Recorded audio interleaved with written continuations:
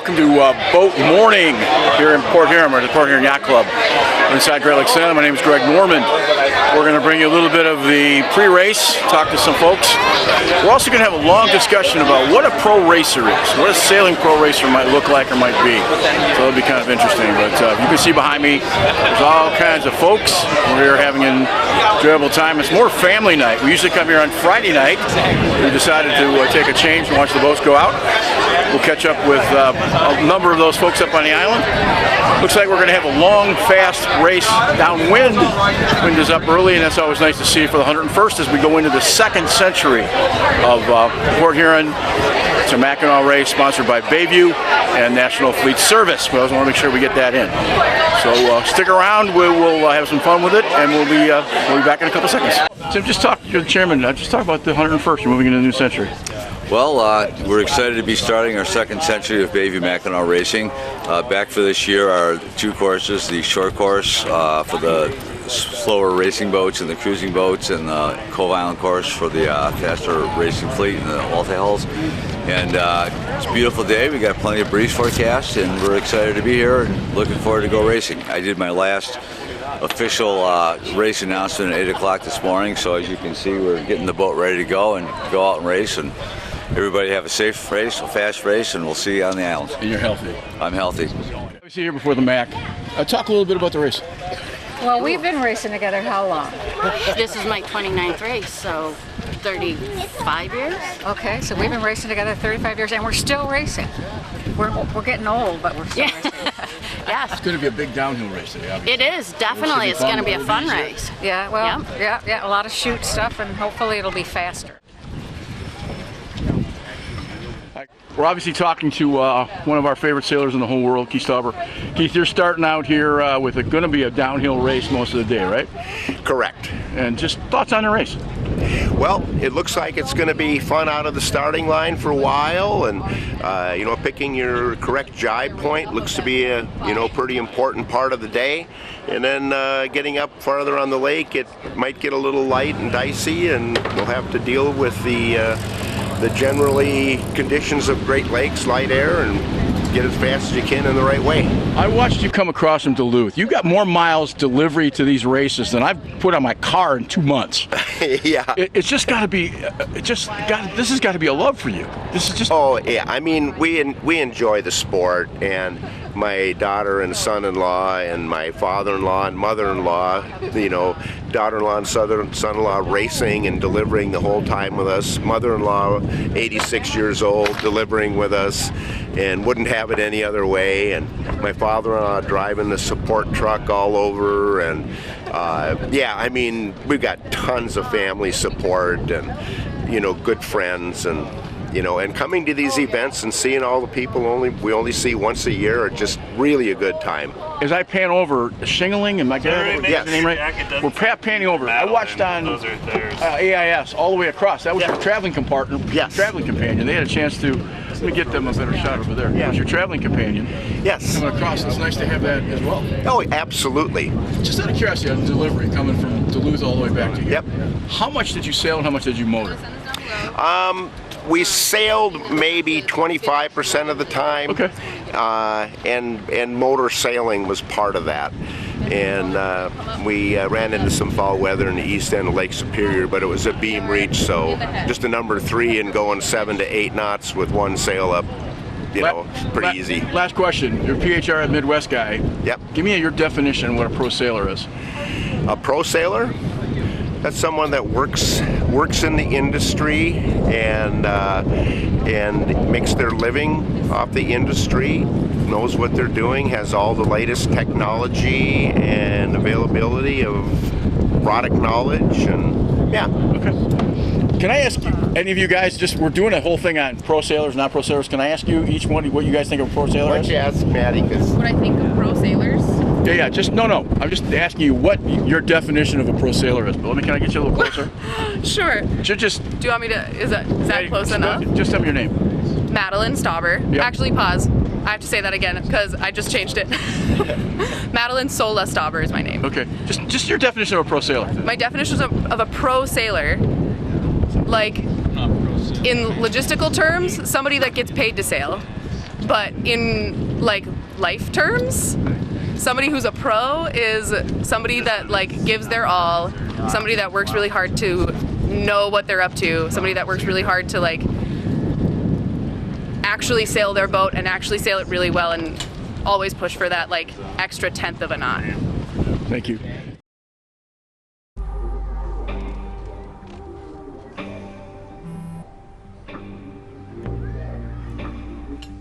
I don't know why you're so sad. You've got a roof over your head.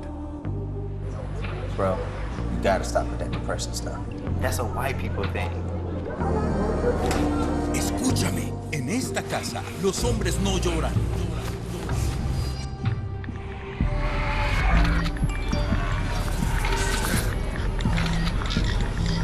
You alright? It just feels like it's coming from everywhere. Do you want to talk about it? Thanks for hearing me out, bro. Appreciate it. You can talk to me if you're feeling sad. Whenever you need to talk, I'm here, okay?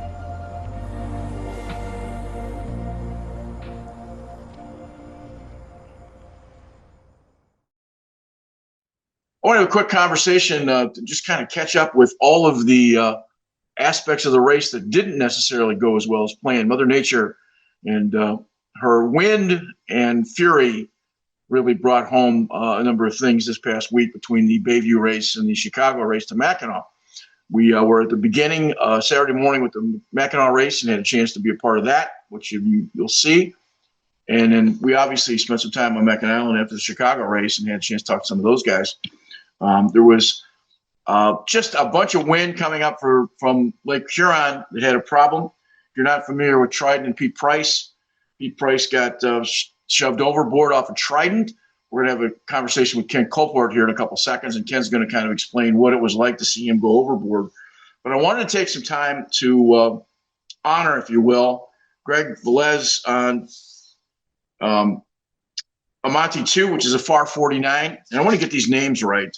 Justin Glitz, Grant Hilger, Jacob Rudsell, Gary Sonnen, Brian Perduca, Terry Hart, Drew Hilger, Brian Zook, Joe Parker, and Scott Zolowski. If I butchered your name, I apologize. Those guys were the crew. It was absolutely amazing in being able to help Greg get back in the boat, making sure that there was nobody died. And it certainly is a warning to making sure that we do all those overboard drills and wake. So the folks of Amani 2, if you're not happy, Pete went over. We tried to get an interview with Pete and haven't had a chance to connect with him. Pete went overboard on a pretty serious knockdown. And fortunately, when the distress call went out, a number of boats went out to look and to help. And the first guys there that were helping were certainly the guys from New Hudson off of the Trident, off of 70 Santa Cruz. Fortunately, got picked up by a 449 and went all the way to Mackinac with him. So that was kind of cool. So that crew, again, if I butchered your name, I do apologize. We also had another gentleman go off of an Epic, and I want to get this right, Phil Zakowski. He was fortunately enough picked up by his own boat, wasn't off very long, but that was two of the guys that went overboard in the Mackinac Race. And then there was a horrible accident from delivery from Mackinac Island back to Chicago, a 55-foot catch red herring from Toronto owned by Frederick Eaton. Unfortunately lost a rudder and it went down someplace outside of Sheboygan. Unfortunately, all 7 people on board of that boat were rescued by the Coast Guard. And they had a great Bayview to Mackinac Race. They finished 6th in the Cove Race department. So just one of those things that you really have to make sure you pay attention to it, because bad things can happen. So we're really happy that everybody is on board. About 30 odd boats quit the Chicago race because of slow when no wind. And there was a number of boats lost in the Mackinac race, the Bayview to Mackinac race, with small kinds of mechanical problems, but that goes with the nature. So you had a big time race with coming downwind with Bayview, and then pretty much a standstill race. When we were on the island on Tuesday, we were watching a Tartan 10 come in as late as 11 o'clock Tuesday morning. So we're glad everybody's healthy. Briefly, obviously you got the terrible storm conditions. Somebody goes over. goes? I mean, obviously all the safety factors. And what goes through your mind as the skipper when somebody goes over? What's that like? It's frightening, but you have to keep calm, cool, and collected, and everyone did in the boat. That's what you do. Walk through the procedure. I mean, everything goes overboard. You try to make sure there's a debris field, those kinds of things. And yeah, so that's not as easy as it sounds on paper, right? So all the training you do, all the safety seminars you attend, certifications and everything, it kind of all goes out the window once you have an issue. And so we were going about 19.2 knots when we wiped out in the Bayview Mac race. And when you wipe out at that speed, things kind of go wrong, right? So we got pinned down. We were knocked down 90 degrees to the deck. It was 90 degrees to the rudder was out of the water. Rudder was out of the water. That's amazing. And I hear, so I'm standing on the low side, armpits deep in the water, and someone says, "Man, overboard," and I could not see the guy leave the boat. And he never touched the boat. He just clean, just swept away. And so he was safe, but in the water. But our man overboard gear now was the width of our transom away, climbing the top. When I deployed it though, half fell outside the boat, half fell inside the boat, so it didn't deploy correctly. You crawl back down in the boat, get it, and then redeploy the flight stuff. But when it hit the water and you look up, we were already so far away we couldn't even see people. I look up in the cockpit though.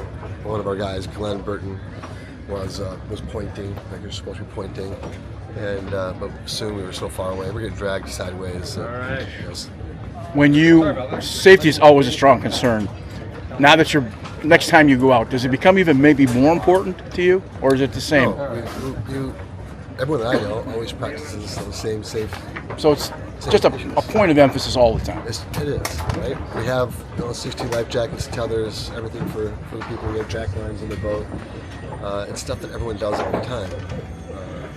We've practiced the same stuff for 30 years, and it only comes into play once in your lifetime. Yeah. And when life and death matters, life and death matters. So, thank you. You bet. I'll never forget the day I nearly died. I was a young journalist with a great career, starting a family. The only way we found out I had any kind of heart issue was when I went into sudden death. My coworkers sprung into action. They've recently been trained in life-saving CPR protocols developed by the American Heart Association. They're the ones that kept me alive until the medics came. They did many tests on me in the hospital after my cardiac arrest and created a treatment plan, all with research from the American Heart Association. I think unless you are a heart disease patient, you may not know how much work the American Heart Association does behind the scenes to save your life. Since my cardiac arrest, I've had 2 more children. I've watched all 3 of my children grow into adulthood. I'm gonna cry now. Graduate from college. My daughter got married. I have grandchildren, and I'm still here. Learn more about the American Heart Association's work at helpheart.org. Welcome back. We're getting a chance to speak to 2-time MAC winner, both Chicago and Bayview. Bob, you got a big smile on your face for winning those 2 races. We just finished the Chicago race, but let's start with Bayview. Because you guys it was a really classic race between you and Chris Duane and Mockingbird. It was watching all the way up the lake was really fun. Yeah, classic Great Lakes 52 racing. All these distance races have turned into extended buoy races because the boats are so close. There's so many great teams. So your foot is on the pedal 100% of the time. If you take it off, someone's going to sail away from you or pass you. So great battle all the way up. But boy, Bayview, what a race this year. I've never run that hard with the spinnaker that far all the way up to Cove Island. And it was great right from the beginning with the downwind start, and then maybe, it was an hour or so in when that little cell came through, and we had 28 knots, and we were very fortunate. Our team, we were able to keep the kite up, and that's where we kind of got away from everybody, and it was just spectacular sailing, but we had so much water over the bow.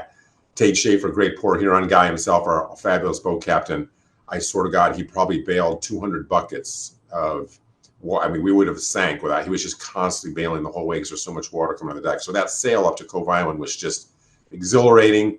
Then you get around that, and then you get into that kind of transition zone where the wind gets light, and we parked up, and Natalie, Jay, and Mockingbird snuck around us. And then we're like, Then it switched into upwind. You know, the two things 52s love to do is to run hard downwind and to go hard upwind. And so it became a 52 race. And then just the guys worked super hard hiking, and we're driving the boat and able to have a great last few hours beat up to the island to catch back up and pass Natalie J and get our time on Mockingbird. But it was amazing racing and just a great race in itself. The condition is just awesome. Yeah, we were down for Saturday morning and then headed back to our club. And about 1 o'clock that afternoon, about 55 miles an hour, that breeze came through. Watching all the boats going sideways, we knew that was coming up to catch you guys, and it caught a lot of folks off guard. I mean, there's a number of boats that just weren't prepared for it, and it was one of those things. But it happens. So obviously Chicago, Mac, you take the boat back down and come back with 2 in a row. Has anybody in the GL 52 fleet won 2 in a row in the 7 or 8 years you guys have been running? I don't think so. I'm not that I'm aware. I couldn't find anything. I mean, in other classes, yeah. I mean, Nighthawk and some of those boats, they're in a different class. But in your group, it was also fun to see 13 of those boats be involved in the fleet this year. Yeah, I mean, the starting line was a whole new dynamic because when you've got 13 52s on the starting line, it's like a big fleet buoy race. And but it's not a square to the wind. You're doing different things, trying to set a kite. And we were very fortunate. We identified right away that we wanted to be up by the committee boat away from the shoreline. And most of our fleet started way down at the pin. And we had to get around. It was Eric Weinsman and I were up there at the top, but we were able to get past them and get going, got our kite, and we just kept extending up there on the high road while everybody kind of fell into some holes down there along that seafront because they had that new course of 5 miles going straight to this buoy. And that kind of kept everybody, normally the start of the Mac, you had people going east, west, north, but because of this 5 mile gate that they had, but the crew did an amazing job we picked the right side, the high road, and were able to sail the pressure and get over the top of everybody and get to that turning mark first. And then we jibed there and started heading north. And the race hasn't even started yet. And that was kind of our saying for the entire race. The race hasn't started yet because we knew there was going to be restarts. And you might get a little lead, and then somebody's going to come up and catch you. You're going to park, and they're going to go around you. And it happens every time. And time after time, we're saying the race hasn't started. And we just nobody crossed our bow. It was amazing. But then about, I don't know, it was 2 or 3. You'd have to look on the tracker. Sunday night, we're beating Saturday night into the pretty big chop, and our jib Cunningham exploded. And I'm like, damn. And then our jib came out of the luff, and the luff tore. And I'm like, our race is completely over. We had to stop the boat, and the crew scrambled, and somehow they re-rigged and the jib Cunningham and fixed the luff to be able to hold the sail. We turned the boat downwind, and we lost maybe 15 minutes. I'm like, we finally have this great lead, and now we're out of the race, but they fixed it. We got going again, and as soon as we get going upwind again, I look over our shoulder, and WindQuest is hanging off our, back trans. I'm like, dang. The good news was we were still ahead, but then the good news is we were still in the race because I thought it was over.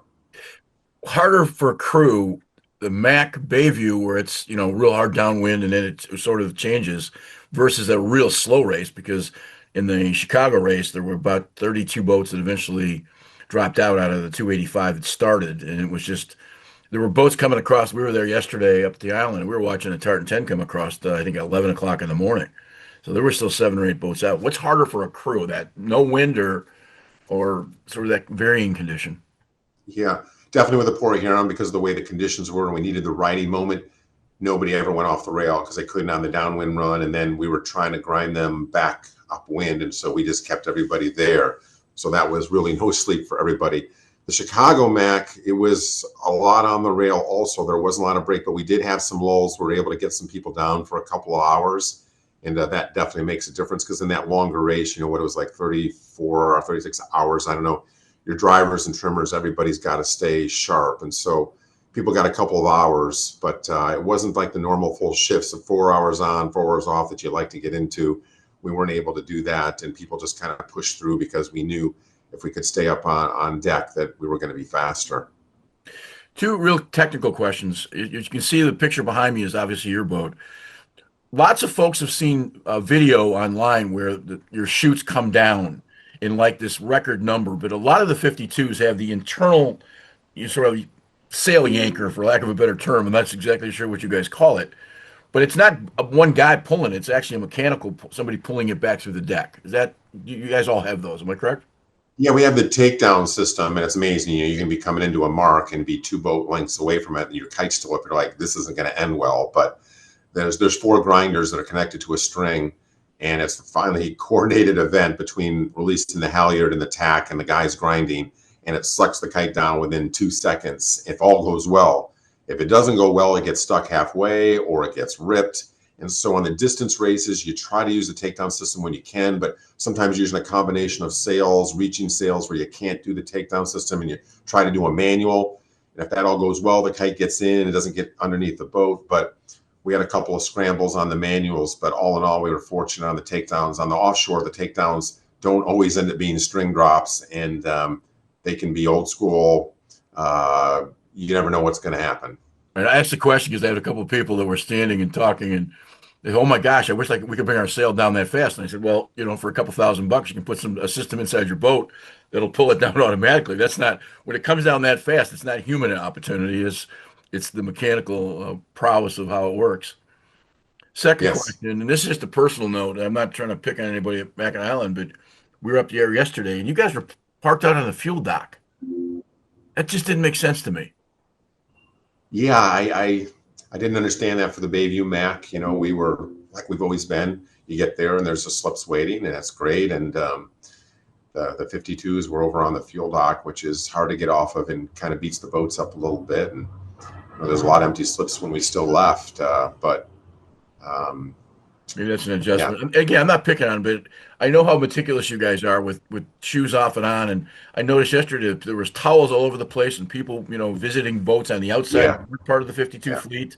You guys were on the inside because obviously you were there first. And I'm not picking on Chicago. It was just a noticeable thing from, I know how much you guys love your boats and how much you spend. And I just thought that was a little odd, but that's just my point, nothing to do with the fleet. I think some of the spectators enjoy seeing the boats too, which is helpful to show off the race a bit. But all right, well, listen, congratulations. You get the buoy racing. Do you have a favorite between the two? I know I don't. I love them both. Ultimately, the Chicago Mac as a kid is the one that got me into sailboat racing because I see them go by on the rise and I go, I'd love to do that someday. So I'm very emotionally attached to it. I think the course goes right by the cottage up north by the Manitou Passage, which is kind of a magical place in itself. So without the Chicago Mac, I probably wouldn't be racing sailboats. But whether it's 11 of them on the line this weekend in Harbor, which is one of the most beautiful places in the world to race, or you're racing a J70 or Melgus 20 and a 50-boat fleet around the buoys, that's adrenaline and super fun. So they're both great, and that's an awesome thing about our sport, that you get both options. So I do love them both, but to win both of those overall and to get first to finish in the Mac, Chicago Mac, and more importantly, win our section. That's all we were trying to do. Our section is so hard to win. There's so many boats that can win and so many good teams. So the fact that we were able to beat those teams was just an amazing effort by our crew, and just very, very proud of that. And the rest of the things kind of fell into place. So just super excited. And you're on top of the GL52 standings at the point right now, right? You know, I haven't even looked, but our first couple, you know, the Queen's Cup, we had to a great race too, and we were leading that thing more than halfway across. And then boats went north and south and went right around us at the finish. So we needed a good one here in the last day of the first Big Red. We had a bad day, a couple of over early. So we needed a couple of good first places to get back in the hunt. And I haven't looked, but I'm fired up for this weekend, and now we're back in the hunt. So that is our goal, the season championship for sure. Congratulations, for sure. Thanks. Thank you, Greg.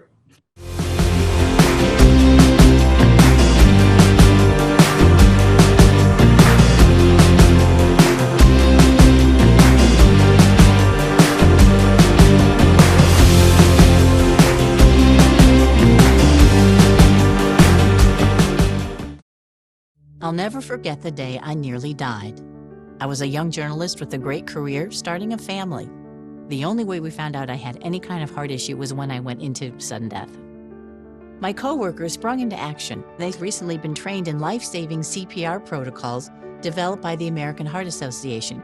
They're the ones that kept me alive until the medics came. They did many tests on me in the hospital after my cardiac arrest and created a treatment plan, all with research from the American Heart Association. I think unless you are a heart disease patient, you may not know how much work the American Heart Association does behind the scenes to save your life. Since my cardiac arrest, I've had 2 more children. I've watched all 3 of my children grow into adulthood. I'm gonna cry now. Graduate from college. My daughter got married. I have grandchildren. And I'm still here. Learn more about the American Heart Association's work at helpheart.org.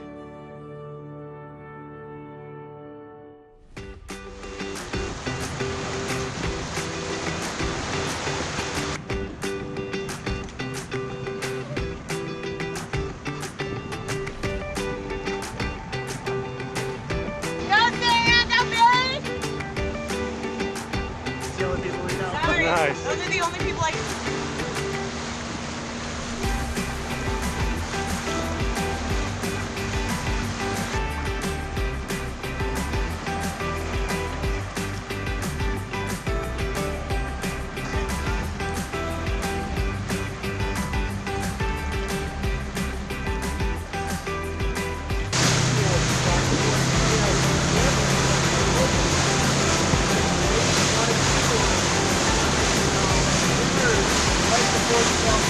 Really cool.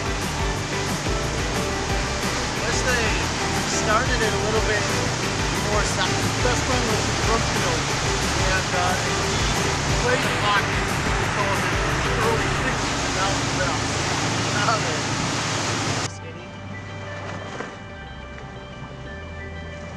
What was it? One of the sailors tell me there's a lot of bumping.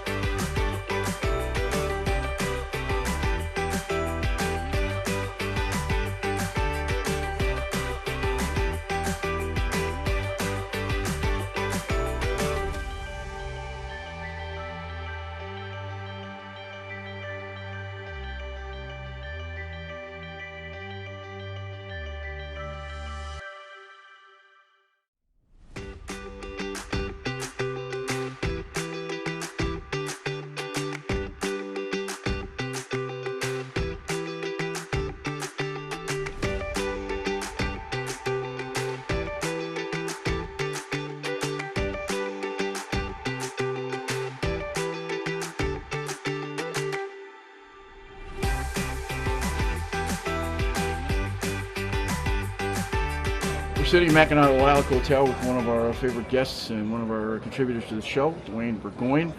We're going to go talk to some of the boys. This is Tuesday before the party, Duane, and the Port Huron and Mackinac race was unbelievable.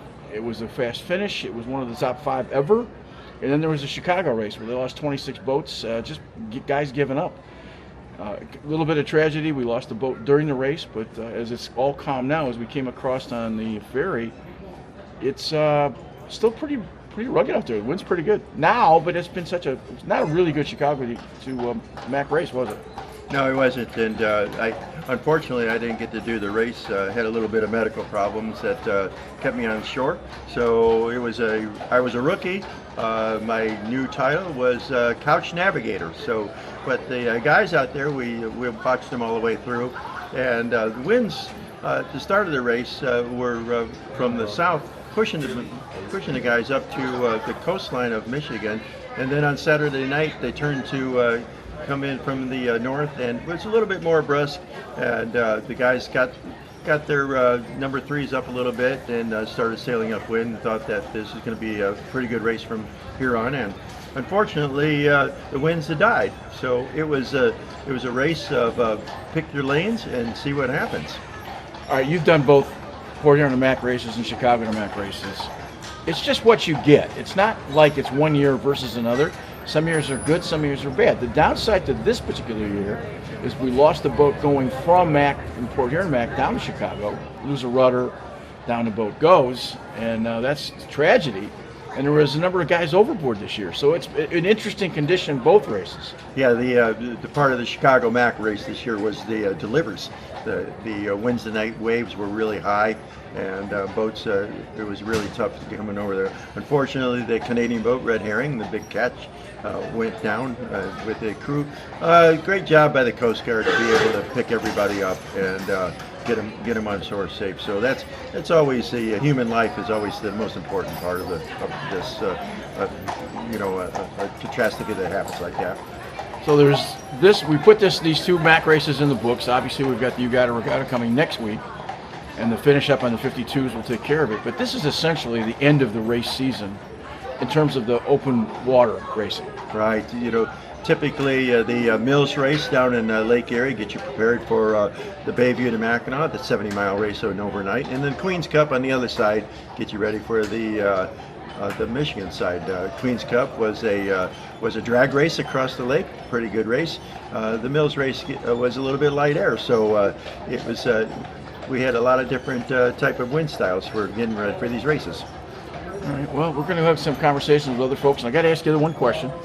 Give me a definition of what a pro racer is. Oh, that's a real tough one, isn't it? Because we talk a lot about pro racing, especially in the U.S. sailing and things like that. So my definition is always if the person gets a paycheck for being on the boat, that's what we call a pro racer. Most everybody here is, they get. You can't call him a pro racer if he gets a T-shirt and a dinner and things like that. That's just having a friend.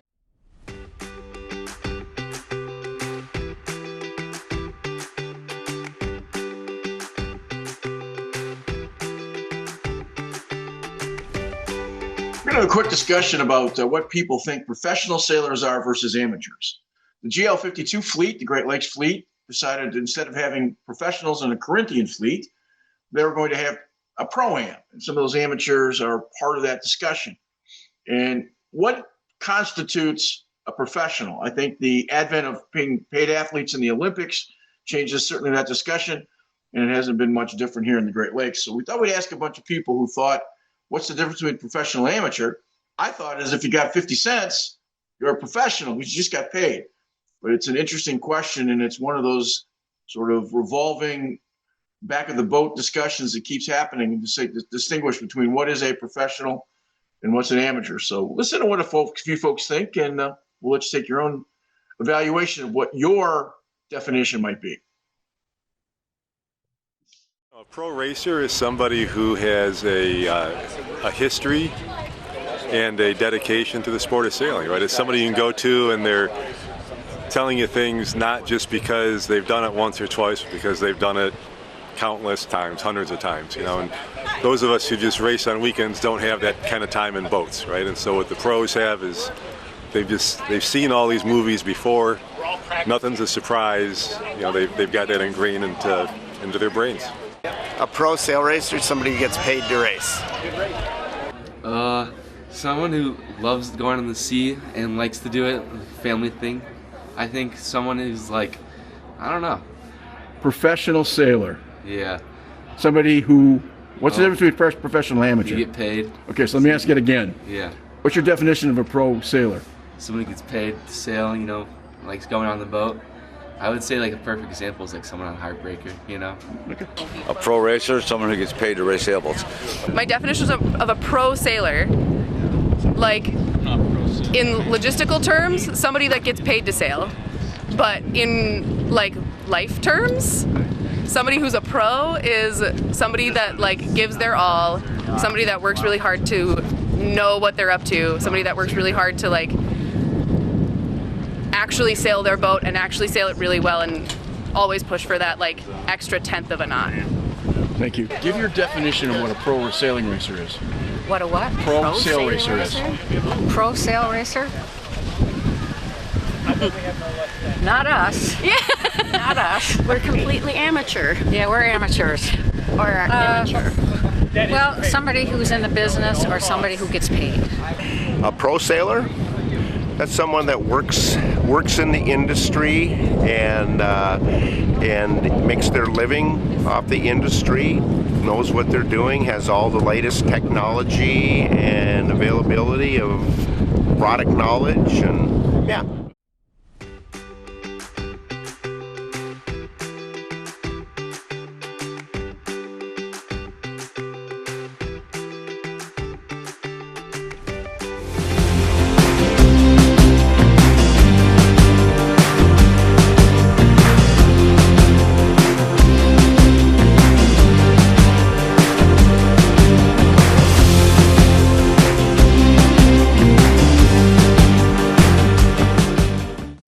We're going to start with you, Marion. We're on a Santa Cruz 52 with an all-female crew. As I mentioned earlier, we just had a chance to do the reunion of the AC-30. They did 30 years ago with Don Riley and all the rest of it. Obviously, you guys can see all the young ladies on this boat. Why? Well, it was the first all-women's crew in the Chicago Mackinac Race last year for 25 years. There had not been an all-women's crew for 25 years. So some of us sitting here were talking about that last year and said, we can do that, and we need to do that. So here we are. So where did you place and in what division? We got third in section 2. Okay, so that's pretty good. Respectable. Very good. Pretty good. What? So here's my first question, and it's unrelated to sailing, and it's a question I asked Dawn a couple of weeks ago. You guys are great sailors. Gender shouldn't matter. Is that a fair statement? It's a fair statement. It's an absolutely even playing field. Okay. You've got the equipment, you've got the talent, and it's one of those kinds of things.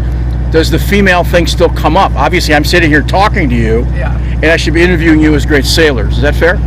That's absolutely fair, yeah. We're here, we want to sail, and we want more opportunities on bigger boats.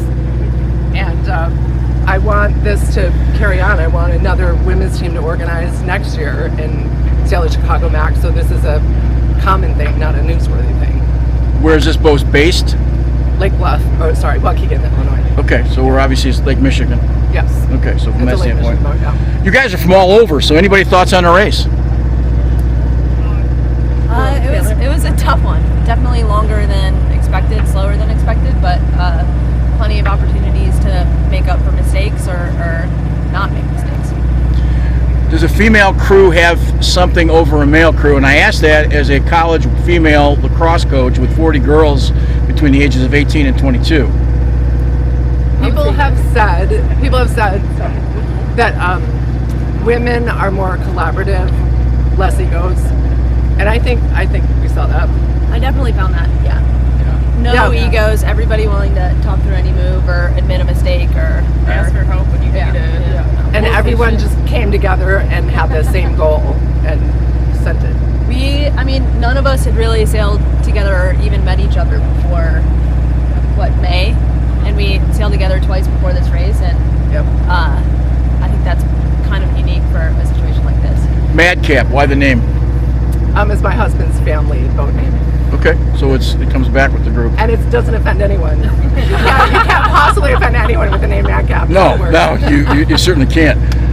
Completely sidebar, we had a race boat called the Gate Basher, Gate, G-A-T-E, because I'm a ski coach in the winter. Cool. We pulled into a place, and this kid was obviously very taken by, he was being very snotty to us, and he finally said, as we got all of our paperwork done and heading back to the boat, he says, I don't appreciate your stance on, what your political stance. I said, what are you talking about? He says, I don't appreciate the fact that your boat's called the Gay Basher. Oh, God. Which is what we've been talking on the radio. I said, it's Gate.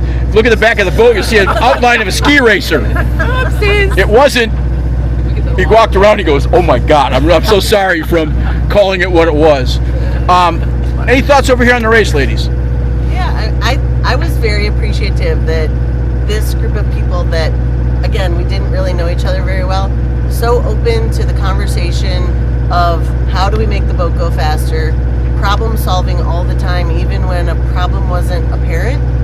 It was always, okay, we're going 6.5 knots, how do we get to 7? We're going 7, how do we get to 8? Constantly trimming, constantly thinking about how to make it better, and that was very cool. When the Port Huron and Mac race went, and obviously they had some weather conditions, and certainly we had 2 guys overboard. You had some difficulty, some masts came down. Usual suspects last year, obviously losing a mast. When you start to put those in your mind as you're coming out of Chicago, does safety become a little higher on the list of points of priority? No, because it's always the number one priority. I mean, in the crew talk before the race, I said, safety is our first goal, and if we can't win and we need to be safe, then that's it. It's if there's a storm, the spinnaker comes down, and we're not going to push through it and get the edge in the storm. It's just just be safe is the first thing. Last question. This is for all of you or any of you. Obviously, time in the boat's important. You didn't have a lot of time, as you've mentioned. What do you know now, sitting here at the end of the day on Tuesday, ready for about an hour away from the party, that you didn't know before you started? I think it was a big confidence booster, right, for everybody. This is a complex boat. The deck, it's a custom deck, so if you've sailed on another Santa Cruz 52, you have not sailed on this one because of how it's modified. So it's just the confidence, general confidence, and just tweaking the sails and driving, and the steep waves. We were in 4 to 6 foot steep waves on Sunday morning, and that was an education. Anything a little more intrinsic that might not be sail related? Did you learn anything? I think being able to speak up. I think being on an all women's team, I felt more entitled to speak up about, hey, is the sail trimmed correctly, or has someone looked at X, Y, Z? And I think I took that away from this experience. It's my voice matters. You're more empowered. Yeah. Yep. Yeah, I think there was definitely everybody was evenly respected, I guess I'll put it. Yes. It feels like the first time we've all been able to do our jobs and not just be the sandwich maker, right? We all got to do it. We weren't just, No one second guessed us. Yeah. It's that's your job, and that's your job. Are you doing your job right? That was absolutely true. Every job in this boat, every job on any boat is important. It doesn't matter what you're doing. It doesn't matter if you're making coffee for everybody or driving. It's all important, and it all works to win. And one thing I learned is that it is not over till it's over. We, at the bridge, we didn't think that we podiumed, but we pushed and we worked it, and we got third. It's interesting that an all-women's crew with obviously a female skipper is quoting a 1954 male New York Yankees catcher in Yogi Berra by saying, "It's not over till it's over." I love it. It's so true, though. We had a late comeback, and I haven't looked yet, but everybody said it was so fun to watch the tracker because we had this great comeback. Let's hope, obviously, to a great crew and to a third-place finish. I appreciate you taking the time, and hopefully we can have those conversations with just calling you a great crew. Thanks, Greg. Thanks. Well, we're walking down the street of Mackinac Island, and it's arguably one of the larger days. If you talk to the folks here, it's all the summer tourists coming in because it's the last day on the party for the the last race, which this year happens to be the Chicago to Mackinac race. Duane Burgoyne and I are taking a walk downtown, and I'm looking forward to get back on Shepler's boat because there's way too many people for me here. But it's still as quaint and historic as possible. We're going to try to figure out a way to get back up here with our boat. So we're going to turn the camera around and give you a little bit of what looks like downtown Mackinac Island. We're going to do that right now so you can see that coming around. And the reality to it is, it's a tourist town. It's quaint, it's wonderful, it's terrific, but it is in fact crowded. So we're going to go to a porch party for Fuzzy Logic and trying to get back on Shepler, and we'll see you on the reverse side.